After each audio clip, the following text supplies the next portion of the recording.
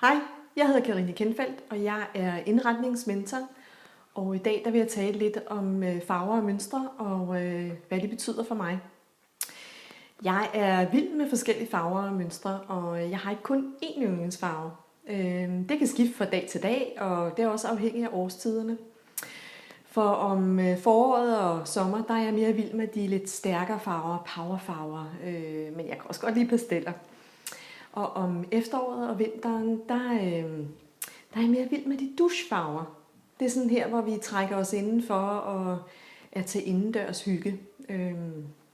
Så det er rigtig dejligt. Jeg bruger farver og mønstre til at skabe forskellige udtryk og stemninger. Og det gælder både i min påklædning, som I kan se her, men også i min indretning. Sådan har det ikke altid været. Før i tiden, der gik jeg nærmest kun med én farve, sort. Det var tiden, det var businessagtigt, det var det sikre, det trygge, det gjorde man.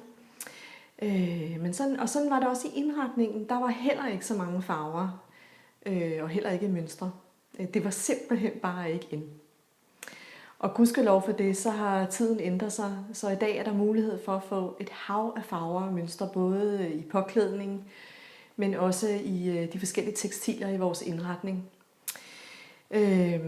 Vi har simpelthen inviteret naturen indenfor i form af dyreprint og blomsterprint og skind. Og det ses både på tapeter, men også på puder og plæter, men også i forskellige former af trælyse stager ser vi også en del af.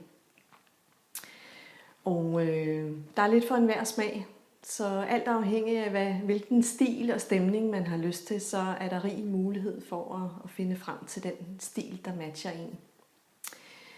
Og det er jo sådan, at når jeg går ud og indretter for mine kunder, så finder jeg frem til i samarbejde med dem, frem til en stil, der matcher dem. Fordi det skal jo helst være sådan, at de føler sig hjemme i deres eget hjem. Fordi det skal jo gerne være her, at de slapper af og hygger sig og får fornyet energi. Det var lidt det, jeg havde valgt at sige omkring farver og mønstre. Se mere på karinakenfeldt.dk. Rigtig god weekend. Vi ses. Hej hej!